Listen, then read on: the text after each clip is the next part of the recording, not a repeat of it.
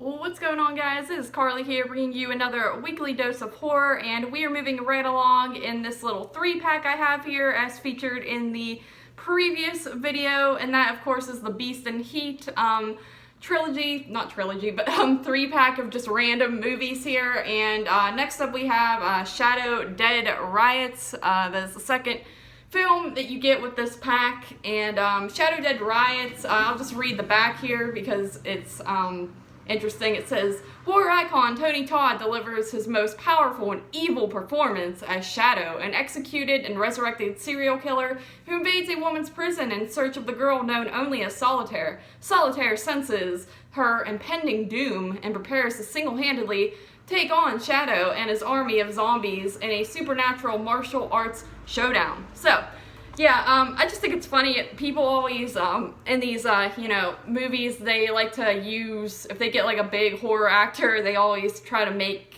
him like the central theme in the movie. I see it done with all kinds of people, like Bill Moseley is another example. But Tony Todd, he's not in this movie a whole lot. He's more so just at the beginning and the end, which arguably is a little bit more than in some of these other films where he barely gets any screen time at all. But I just think it's funny how they act like this is his best performance ever, and really he's just kind of, he's not really the main character or anything like that, but they really kind of use that to sort of pull people in and get them to watch their movie. But anyway, to get into the actual film here, the movie, like I said in the previous video that I feel like this is probably the best one that you get in this 3-pack, because these are all pretty low budget, not that great of films. And with this one, it's kind of interesting because it does take place in this woman's prison, and your main character, Solitaire, I think she's actually a pretty decent actress and pretty just interesting to watch. She kind of shows up at this prison and she's very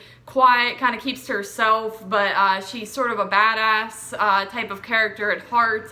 She calls herself Solitaire, or people call her that rather, because she likes, she doesn't play well with others. It's kind of her big thing there. And there's a few like cool scenes where there's another prisoner who picks on some of the skinnier, weaker girls, and she's kind of this like bigger woman, and she's picking on them, and then Solitaire kind of gives her the beat down, her and her crew of people. So you do get some fun, entertaining, I guess action-y fight sequences in this movie that I think are actually pretty well done. So I do give it that. The story is, I would say, pretty good up until the actual horror parts where you get like the zombies, and Tony Todd's character comes back because he is, as it says on the back, he's kind of executed at the beginning of the film for doing a lot of bad things in his life. He's like killed and raped women and all that, and but something goes wrong during the execution, and he sort of becomes this like evil spirit, and he's out trying to look for Solitaire because there is this sort of connection between them that you learn obviously by the ending of the film.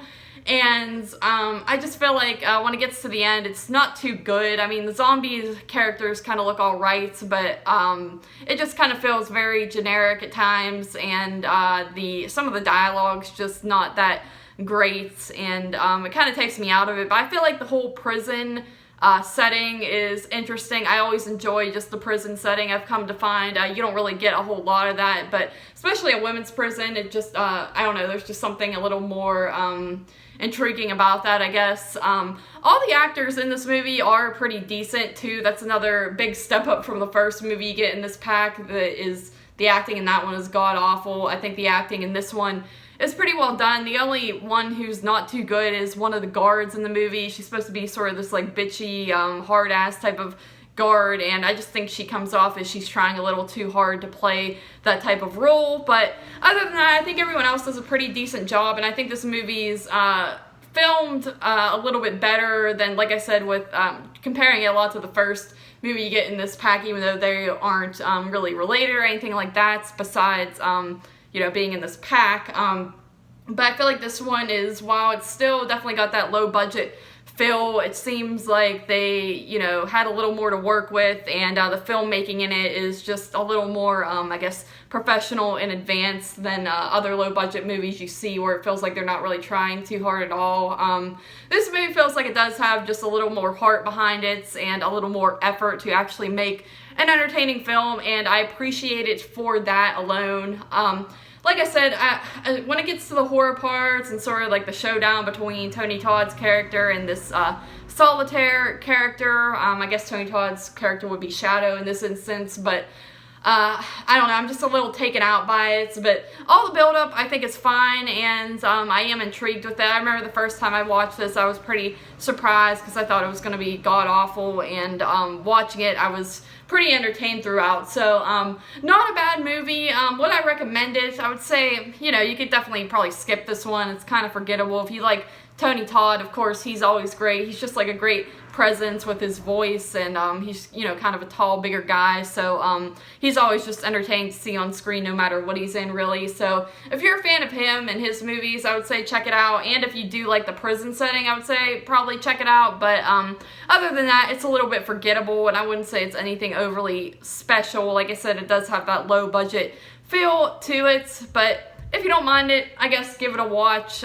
It's at least a fun one, so give this one a 5.5 out of 10. Thank you guys again for watching me, and as always, I shall talk to you in the next video.